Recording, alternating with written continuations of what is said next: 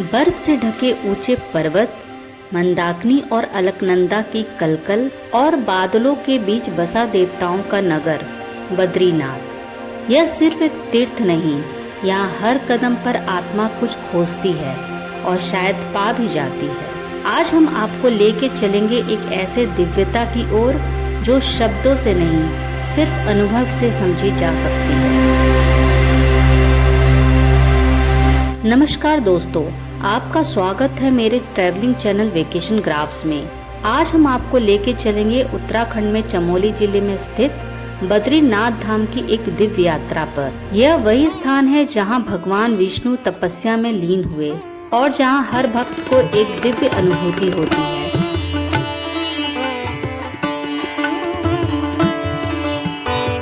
चार धामों में एक और उत्तराखंड के चार धामों का अंतिम मुकाम बद्रीनाथ। यह मंदिर समुद्र तल से 10,248 फीट की ऊंचाई पर स्थित है और इसे भगवान नारायण का निवास स्थान माना जाता है। यहाँ की मूर्ति स्वयं प्रकट मानी जाती है। मंदिर के चारों ओर नारायण पर्वत, नीलकंठ चोटी और अलकनंदा नदी का अद्भुत संगम इसे और भी पवित्र बनाता है। बद्रीनाथ धाम भगवान विष्णु के नारायण रूप का पवित्र निवास है। पौराणिक मान्यताओं के अनुसार जब महादेव कैलाश में ध्यान मग्न थे, तब भगवान विष्णु बद्री वन में आकर तप करने लगे। बद्री का अर्थ है बेर का वृक्ष और कहा जाता है लक्ष्मी माता ने उन्हें बर्फ से बचाने के लिए स्वयं बद्री वृक्ष बनकर उनकी रक्षा की, इसलिए इसे बद्री नारायण कहा जाता है। इस मंदिर का उल्लेख स्कंद पुराण और विष्णु पुराण में भी मिलता है। यह वही स्थान है जहाँ से मुक्ति की राह शुरू होती है।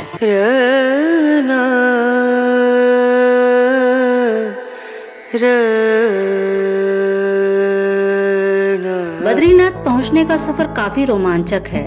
यात्रा की शुरुआत होती है हरिद्वार और ऋषिकेश से। बाई ट्रेन या बाई बस आप वहां तक पहुंच सकते हैं। निकटतम एयरपोर्ट है देहरादून का जॉली ग्रांट एयरपोर्ट। बद्रीनाथ तक पहुंचने के लिए सड़क मार्ग की बात करें तो हरिद्वार, ऋषिकेश, देवप्रयाग, रुद्रप्रयाग, कर्णप्रयाग और जोशीमठ होते हुए वहां पहुंचना होता है। हरिद्वार से ये दूरी लगभग 315 किलोमीटर है और 9 से 11 घंटे का समय लग जाता है। यात्रा का सबसे सुंदर हिस्सा है जोशीमठ से बद्रीनाथ तक का 45 किलोमीटर का पहाड़ी रास्ता, जहां एक ओर नदी बहती है और दूसरी ओर ऊंचे पहाड़। यह रास्ता सुबह 6 से शाम 4 बजे तक खुला रहता है क्योंकि यह कंट्रोल्ड गेट रूट है।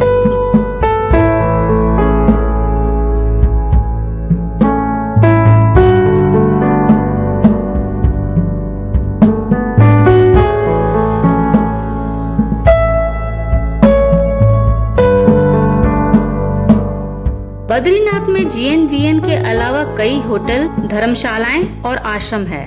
बजट से लेकर डिलक्स तक हर रेंज में स्टे ऑप्शन मिल जाते हैं। यात्रा का सबसे अच्छा समय रहेगा मई से जून और सितंबर से अक्टूबर। मॉनसून में लैंडस्लाइड का खतरा रहता है, इसलिए जुलाई अगस्त अवॉइड करें तो सेफ साइड रहेगा। सुबह की आरती से लेकर शाम की शयन आरती तक बद्रीनाथ मंदिर एक आध्यात्मिक ऊर्जा से भरा होता है। मंदिर में दर्शन के समय की बात करें तो सुबह 4:30 बजे से रात 9 बजे तक दर्शन होता है। महामंगल आरती, अभिषेक पूजा और तुलसी अर्पण व नर्मदा जल से स्नान जैसी कुछ विशेष पूजाएं ऑनलाइन जीएनवीएन पोर्टल पर बुक होती है।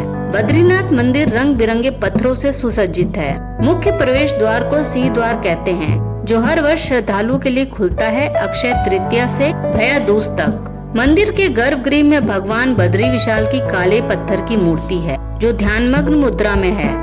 मंदिर के सामने तप्त कुंड है, जहां स्नान कर दर्शन करना शास्त्रों में अत्यंत शुभ माना गया है।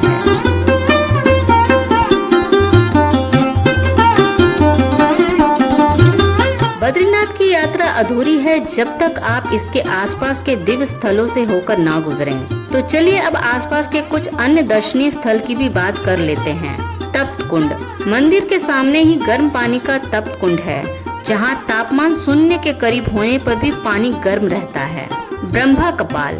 भगवान बद्रीनाथ के बाईं ओर लगभग 200 से 300 मीटर की दूरी पर अर्थात बद्रीनाथ मंदिर के उत्तर में पवित्र अलकनंदा नदी के तट पर स्थित है ब्रह्म कपाल घाट। पिंडदान और श्रद्धांजलि के लिए यह एक पवित्र स्थल है। विष्णु चरण पादुका। बद्रीनाथ से 3 किलोमीटर और बाणगंगा से 1.5 किलोमीटर की दूरी पर नारायण पर्वत पर यह विष्णु चरण पादुका मौजूद है, जहां ट्रैक करके ही जा सकते हैं। पौराणिक कथा के अनुसार यहीं पर भगवान विष्णु ने अपना पहला चरण रखा था। माणा गांव यानी भारत का अंतिम गांव, जिसे अब प्रथम गांव कहा जाने लगा है। ये बद्रीनाथ से 4 किलोमीटर दूर है और लोकल गाड़ी से 15 से 20 मिनट में पहुंच सकते हैं। यहाँ व्यास गुफा, गणेश गुफा, भीम पुल और वसुधारा झरना स्थित है। कहते हैं व्यास गुफा में ही वेद व्यास जी महाभारत की रचना किए थे और गणेश गुफा में गणेश जी द्वारा महाभारत के श्लोक लिखे गए थे। माणा गांव के अंतिम छोर पर भीम पुल यानी एक विशाल पर्वत है और माना जाता है कि पांडवों के स्वर्गारोहण मार्ग में भीम ने द्रौपदी के लिए इसे सरस्वती नदी पर रखा था। भीम पुल से आगे 6 किलोमीटर का ट्रैक करके ऊंचाई पर स्थित वसुधारा झरने तक पहुंच सकते हैं। ये झरना 400 फीट ऊंचाई से गिरता है और इंद्रधनुष के रंग बिखेरते सचमुच अद्भुत लगता है।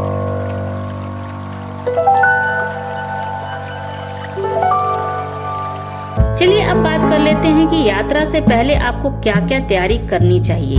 मौसम के अनुसार गर्म कपड़े जरूर रखें, ट्रेकिंग शूज और रेनकोट भी रखें। हेल्थ फिटनेस जरूरी है, खासकर बीपी या हार्ट पेशेंट के लिए। मोबाइल नेटवर्क जियो और एयरटेल थोड़ा बेहतर काम करते हैं। Medical kit, torch, ID proof और मोबाइल पावर बैंक हमेशा साथ रखें। यह यात्रा शारीरिक ही नहीं, मानसिक और आत्मिक भी है। मंदिर के दर्शन शांत मन से करें। मोबाइल या शोर मचाने वाले यंत्रों से दूर रहें। यहाँ हर पत्थर, हर पेड़ में श्रद्धा है। इसे सिर्फ आँखों से नहीं, मन से देखें। यहाँ का हर अनुभव एक साधना है और बद्रीनाथ में आकर लगता है जैसे जीवन की उलझनें भी किसी हिम नदी में घुलकर शांत हो गई हो।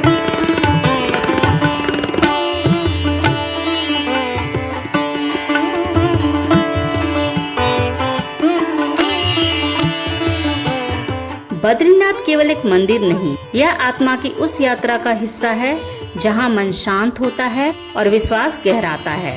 यहाँ आकर लगता है जैसे भगवान स्वयं आपका स्वागत कर रहे हों। हर पहाड़, हर हवा, हर घंटी की ध्वनि में ईश्वर का नाम गूंजता है। तो दोस्तों, यदि आप आध्यात्मिकता को महसूस करना चाहते हैं तो जीवन में एक बार बद्रीनाथ अवश्य जाएं। जय बद्री विशाल।